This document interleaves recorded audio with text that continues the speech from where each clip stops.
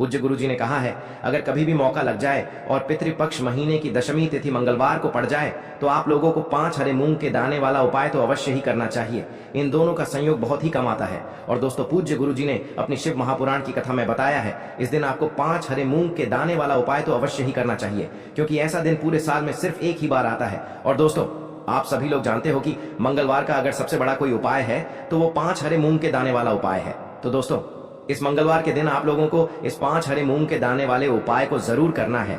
बहुत सारे लोग होंगे जिन लोगों ने इस उपाय को न किया हो, मतलब पूरा साल निकल गया और उन्होंने किसी भी दिन इस 5 हरे मूंग के दाने वाले उपाय को न किया हो। पर दोस्तों, आपके पास एक आखिरी मौका बचा हुआ है, जो कि 16 सितंबर के दिन है। तो इस दिन आप लोगों को इस वाले उपाय को जरूर कर लेना है। भले ही आपने पूरे साल भर इस उपाय को ना किया हो, पर अगर आपने इस पितृपक्ष महीने के दशमी के दिन अगर इस वाले उपाय को कर लिया तो आपको इस उपाय को करने का वो फल मिलेगा जिसकी आपने कभी कल्पना भी नहीं करी होगी। इसीलिए आप लोग इस वाले उपाय को एक बार जरूर कर लेना, ताकि आप लोगों के हाथ से यह मौका ना जा सके और आपको इस उपाय को करने का फल मिल सके। दोस्तों, यह उपाय पंडित जी ने अपनी अब्बी की ही शिव महापुराण की कथा में बताया है। जिस उपाय को आज हम आपको बहुत अच्छे से समझाने वाले हैं, इस वीडियो को देखने के बाद इस उपाय को समझने के लिए आपको कोई और वीडियो को देखने की जरूरत नहीं पड़ेगी। तो चलिए दोस्तों, उपाय को शुरू करते हैं।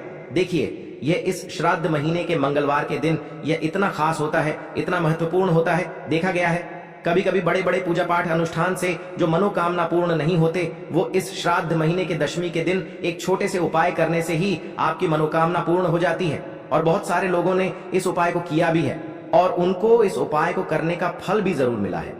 अगर आप लोग भी इस उपाय को मंगलवार दशमी के दिन करना चाहते हैं तो आप इस उपाय को पहले अच्छे से समझ लेना, सुन लेना, उसके बाद करना। आपको इस उपाय का फल जरूर मिलेगा। और इस उपाय को कर लेने से आपके घर में चाहे किसी भी प्रकार की दुख और समस्या क्यों ना चल रही हो, आपको उसका कारण भी नहीं पता है कि भाई यह समस्या किस कारण से चल रही है। उसका कुछ भी कारण हो सकता है, जैसे पितृ दोष हो सकता है या किसी भी तरह का मंगल दोष भी हो सकता है।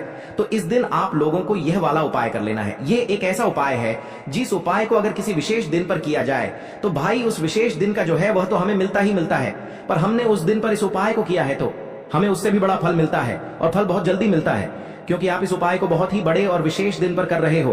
तो चलिए अब उपाय के बारे में बात करते हैं, लेकिन उससे पहले आप लोगों को यह जानना आवश्यक है कि आखिर यह उपाय किस समय करना है, किसको करना है और कैसे करना है। तो चलिए हम आगे आपको वीडियो में एक एक करके बता देते हैं। लेकिन उससे पहले अगर आप लोग हमारे चैनल पर नए हैं तो हमारे चैनल को सब्सक्राइब कर लेना और इस वीडियो को लाइक करके कमेंट बॉक्स में श्री शिवाय नमस्तुभ्यम, ओम नमः शिवाय जरूर टाइप कर देना। और अपने फायदे के लिए, गरीबी दूर करने के लिए इस वीडियो को पूरा देखकर जाना, तभी आपको लाभ की प्राप्ति होगी। यदि आज आपने वीडियो को बीच बीच में से देखा, काट काट कर देखा, तो आपको जीवन में कभी सफलता हासिल भी नहीं होगी। तो दोस्तों, इस 5 हरे मूंग के दाने वाले उपाय को हमें इस मंगलवार के दिन कैसे करना है, किसको करना है, किस समय करना है और कहां पर करना है, ये सारे सवालों के जवाब आपको इस वीडियो में मिल जाएंगे। और जो ये वीडियो देखेगा भाई, उसको 5 हरे मूंग के दाने वाला उपाय जरूर करना चाहिए, क्योंकि इस दिन एक मूंग के दाने का भी बहुत ही बड़ा और विशेष महत्व होता है। और जब बात आ जाए 5 हरे मूंग के दाने की, तो ये सोने पे सुहागा वाली बात हो जाती है और ये एक बहुत ही बड़ा उपाय हो जाता है इस मंगलवार दशमी तिथि का। अब हम समझते हैं इस वाले उपाय को हमें करना किस समय है। इस 5 हरे मूंग के दाने वाले उपाय को हमें इस मंगलवार के दिन करना किस समय है, तो देखिए, इस उपाय को करने का जो समय है वह सुबह का समय है और शाम का समय भी है। अब देखिए, यहाँ पर हम मुख्य रूप से सुबह का समय नहीं बोलेंगे, क्योंकि 16 सितंबर मंगलवार दशमी का दिन है और इस दिन प्रदोष काल के समय का बहुत महत्व होता है। बाकी अगर सुबह के समय भी करेंगे तो भी अच्छा होगा, उसमें कोई भी दिक्कत वाली बात नहीं है। तो चलिए जानते हैं इस विशेष उपाय के बारे में। लेकिन उससे पहले एक प्रार्थना, अगर आप इस चैनल पर नए हैं तो आप इस वीडियो को लाइक करें, चैनल को सब्सक्राइब करें और कमेंट बॉक्स में आप अपनी राशि या अपना नाम जरूर डाल दें, क्योंकि हम राशि से जुड़ा भाग्य भी बताते हैं और भाग्य में चल रही परेशानियों को दूर करने के लिए वह आसान से आसान उपाय भी बताते हैं। तो चलिए अब हम अपने सबसे पहले उपाय की बात कर लेते हैं। देखो, गुरुजी ने कहा है कि अगर मंगलवार के दिन पितृपक्ष महीने की दशमी तिथि पड़ जाए तो इस दिन आपको 11 गेहूं के दाने वाला उपाय तो अवश्य ही करना चाहिए। देखो, यह उपाय यदि आपके जीवन में कर्जा बहुत अधिक है, आपके जीवन में संकट बहुत अधिक रहते हैं, आपके ऊपर बहुत अधिक विपदा आ रही है, बार बार आपको अपने व्यापार में और अपने धन में हानि देखने को मिल रही है, यानी कि आपको प्रत्येक कार्य में हानि हो रही है, तो आपको यह उपाय करना चाहिए। देखिए, इस उपाय के लिए आपको 11 गेहूं के दाने आपको लेने हैं। ठीक है, 11 दाने लेने के बाद में आपको जरूरत होगी चावल के दानों की। 11 चावल के दाने और 11 गेहूं के दाने, और चावल के दाने खंडित नहीं होने चाहिए। अब आप कहोगे, भैया गेहूं कहां से लेने हैं? देखो, आपको किसी भी किराना स्टोर पर गेहूं के दाने आपको आसानी से मिल जाएंगे, जाकर ले लेना, ठीक है ना। 11 गेहूं, 11 चावल के दाने लेने हैं। साथ ही साथ आपको एक तांबे का लोटा लेना है और उस तांबे के लोटे में आपको जल भरना है। जल आपका खुद के घर का होना चाहिए, मंदिर का नहीं होगा। अब आप ये सब सामग्री लेकर पहुंच जाओगे महादेव के शिवलिंग के पास में। शाम के टाइम पे प्रदोष काल में देखो, जब आप ये उपाय कर रहे हो तो अपना फेस रखना उत्तर दिशा, नॉर्थ डायरेक्शन की तरफ। अब यहां पर जो मैं आपको क्रम बताने जा रहा हूं ना, उस मेरे क्रम को बहुत ध्यान से सुनिए। महादेव को अगर कोई सबसे प्रिय है ना, तो उनकी सबसे छोटी पुत्री जिनका नाम है माता अशोक सुंदरी, जो आपके पास में चावल के 11 दाने हैं ना, उन चावल के 11 दानों को माता अशोक सुंदरी के स्थान पर आपको अपना नाम और गोत्र बोलते हुए समर्पित कर देने हैं, है ना। और चावल के दानों को रखने के बाद में जो आपके पास में तांबे का लोटा है ना, उस तांबे के लोटे को कहीं पे भी हम जल नहीं चढ़ेंगे। सिर्फ और सिर्फ माता पार्वती का जो हस्त कमल आपको दिख रहा है, यहीं पे गोल गोल आपको समर्पित करना है, उसी जल को, और कहीं नहीं। ना तो माता अशोक सुंदरी के स्थान पर, ना तो शिवलिंग के ऊपर, सिर्फ आपको यहाँ पे गोल गोल जलाधारी पर आपको उस जल को समर्पित करना है। अब आपके पास में बचे हुए हैं 11 गेहूं के दाने और बचे हैं। उन्हीं 11 गेहूं के दाने को आपको अपनी मनोकामना, अपने विशेष कहते हुए महादेव के शिवलिंग के ऊपर अगर आप मंगलवार के दिन प्रदोष काल में समर्पित कर देते हैं, तो आपकी जो भी मनोकामनाएं होंगी, जो भी विश होंगी, महादेव पूरी जरूर करते हैं। अन्न को समर्पण करने से, उस खासकर गेहूं को समर्पण करने से हमारी इच्छाएं पूरी होती हैं। और अगर वह दिन, तो इससे सुंदर संयोग कुछ भी नहीं हो सकता। आपकी इच्छाओं को पूरा करने के लिए बहुत स्पेशल, बहुत प्यारा सा उपाय आप सभी को जरूर करना है। ध्यान में रखिएगा, यह उपाय प्रदोष काल में करना है। देखो, गुरु जी ने कहा है, भगवान शिव के शिवलिंग पर 33 कोटि देवी देवताओं का वास होता है। अगर हम शिवलिंग के सामने कुछ भी उपाय करते हैं तो हमारे सभी देवी देवता हमसे खुश हो जाते हैं। यह उपाय आपको अवश्य करना है। देखो, सुबह के टाइम नहीं कर सकते, ठीक है। अब बात करते हैं अगले उपाय की। देखिए, इस उपाय के लिए आपको मात्र 1 लौंग का जोड़ा लेना है, यानी कि 2 फूल वाली लौंग लेनी है। साथ में आपको मात्र थोड़ा सा शहद लेना होगा और इसी के साथ में आपको तांबे के पात्र के अंदर शुद्ध जल लेना होगा। अब देखिए, इन सभी सामग्रियों को लेकर के आपको भगवान शिव के मंदिर में पहुंच जाना है। देखें, ये उपाय आप सुबह से लेकर शाम तक कर सकते हैं। तो वो सबसे पहले तो आपके पास जो 2 फूल वाली लौंग हैं, उन्हें आपको शहद के अंदर अच्छे से डुबोना है, यानी कि दोनों लौंग पर आपको अच्छे से शहद का लेपन कर देना है। अब आपको जो आपके पास एक लोटा जल है, सबसे पहले तो उसे शिवलिंग पर धीरे धीरे समर्पित करना है और श्री शिवाय नमस्तुभ्यम इस मंत्र का जाप करते हुए समर्पित कर देना है। अब आपके पास जो 2 फूल वाली लौंग है, शहद से उसे आपको शिवलिंग पर अर्पित करना है और आपको प्रार्थना करनी है कि जीवन में जो रोग की स्थिति है वे समाप्त हो, जीवन के जो संकट और समस्याएं हैं वह सभी समाप्त हो, जीवन से जो कर्ज की समस्या है वह समाप्त हो।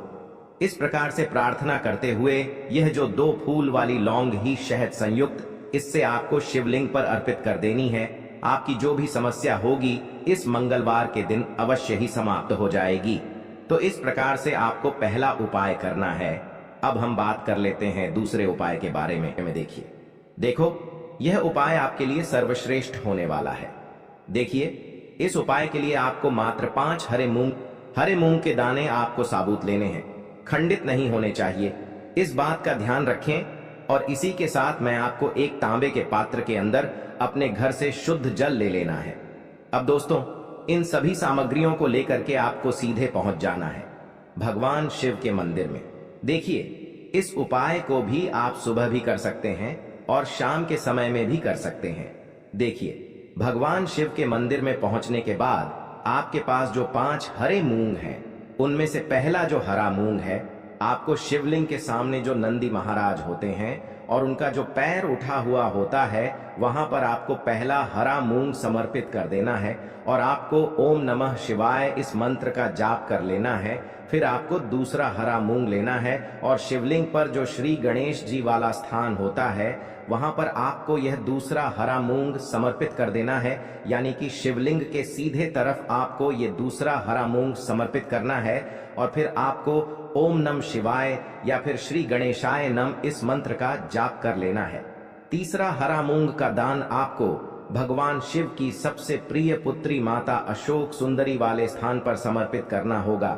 शिवलिंग की जो जलाधारी होती है, जहां से जल बह करके आता है, उसी जलाधारी के बीच में जो कहीं कहीं उठी हुई लाइन होती है सांप की आकृति के रूप में, वहीं पर आपको तीसरा हरा मूंग समर्पित करना है और फिर आपको ओम नमः शिवाय इस मंत्र का जाप कर लेना है। अब दोस्तों चौथा जो हरा मूंग है उसे आपको भगवान कार्तिकेय जी का जो स्थान होता है शिवलिंग पर, वहां पर आपको ये चौथा हरा मूंग का दाना समर्पित कर देना है और आपको ओम नमः शिवाय इस मंत्र का जाप कर लेना है। अब दोस्तों आपके पास जो पांचवा और अंतिम हरा मूंग बचा हुआ है उससे आपको उससे जल के पात्र के अंदर डाल देना है और इस हरे मूंग से युक्त जल से आपको भगवान शिव के शिवलिंग का अभिषेक कर देना है। जल आपको बिल्कुल धीरे धीरे समर्पित करते जाना है और लगातार आपको शिव महापुराण के मूल मंत्र श्री शिवाय नमस्तुभ्यम इस मंत्र का जाप करते रहना है।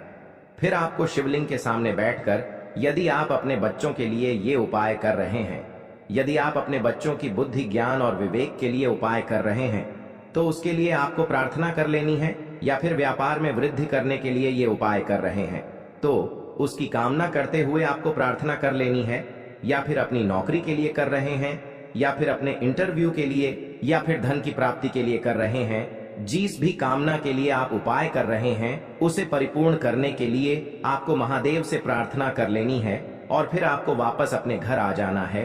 पूज्य गुरु जी ने कहा है कि जो भी व्यक्ति इस उपाय को कर लेता है तो यकीन मानिए आपके जीवन की जो सारे संकट, कष्ट और बाधाएं ही वो सभी समाप्त होंगे। अब हम बात करते हैं अगले उपाय की। इस उपाय के लिए आपको एक दीपक लेना है।